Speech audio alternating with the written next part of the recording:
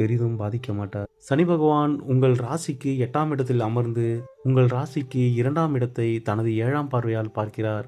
எனவே உங்கள் குடும்பத்தில் நடைபெறும் எந்த ஒரு பிரச்சனைகளையும் அல்லது மன கஷ்டங்களையும் பற்றி 3ஆம் நபரிடம் தெரிவிக்காதீர்கள். உங்கள் குடும்ப பிரச்சனை உங்களிடமே இருப்பது மிகுந்த நல்லது. ஏனென்றால் உங்களை சுற்றி இருப்பவர்கள் உங்களின் பிரச்சனைகளை தெரிந்து கொண்டு அதன் மூலம் ஆதாயம் தேட பார்ப்பார்கள். உங்களுக்கு தெரியாமல் உங்களுடனே இருக்கும் சில துரோகிகள் மனதிற்குள் இதை நினைத்து சந்தோஷப்பட்டு கொள்வார்கள்.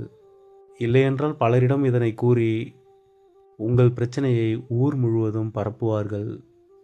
எனவே உங்கள் குடும்ப ரகசியங்களை யாரிடமும் பகிர்ந்து கொள்ளாதீர்கள். இது உங்களுக்கு ஏற்படும் கௌரவ குறைச்சலை குறைக்கும். அது மட்டுமின்றி சனி பகவான் தனது 10ஆம் பார்வையால் உங்கள் ராசிக்கு 5ஆம் இடத்தை பார்வையிடுகிறார். இதனால் உங்கள் மனதில் இனம் புரியாத கவலை தொற்றிக் கொண்டிருக்கும். அதேபோல் உங்கள் குழந்தைகளிடம் உங்களின் கோபதாபங்களை காட்டாதீர்கள். மற்றும் சனி பகவான் தன் 3ஆம் பார்வையால் உங்கள் தொழில் ஸ்தானமான 10ஆம் இடத்தை பார்க்கிறார். வேலை மற்றும் தொழிலில் திடீர் மன அழுத்தங்கள், அதிக வேலைப்பளு போன்றவை தவிர்க்க முடியாததாக இருக்கும்.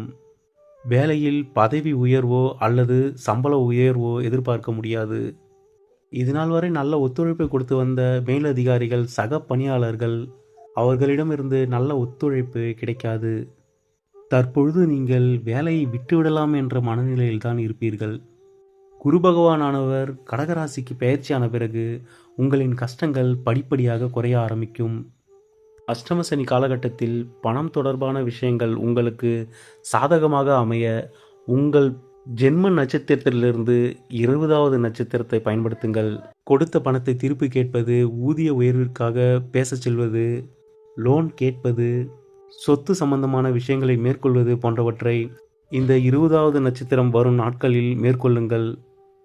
உங்களுக்கு சாதகமாக அமையும். அது மட்டுமின்றி நீங்கள் நீண்ட தூர பயணம் மேற்கொள்ளும் போதும் முக்கிய ஆவணங்களில் கையெழுத்திடும் பொழுதும் உங்கள் ஜென்ம நட்சத்திரத்திற்கு 3 மற்றும் 7வது நட்சத்திரம் இல்லாதவாறு பார்த்து கொள்ளுங்கள். 3வது நட்சத்திரம் என்பது விபத்து தாரையாகும். 7வது நட்சத்திரம் என்பது வதை தாரையாகும். எனவே இந்த நட்சத்திர நாட்களை தவிர்ப்பது உங்களுக்கு மேலும் நன்மையை ஏற்படுத்தும். நான் கூறிய அனைத்தும் பொது பலன்களே. உங்கள் பிறப்பு ஜாதகத்தில் உள்ள தசா புத்தி கால அடிப்படையிலேயே துல்லியமான பலனை உங்களுக்கு கூற முடியும். எனவே அதிக பிரச்சனைகளில் இருப்பவர்கள் உங்கள் குடும்ப ஜோதிடரை அணுகி பரிகாரங்களை மேற்கொள்ளுங்கள். இறைவன் அருள் என்றும் உங்களுக்கு இருக்கட்டும். நன்றி.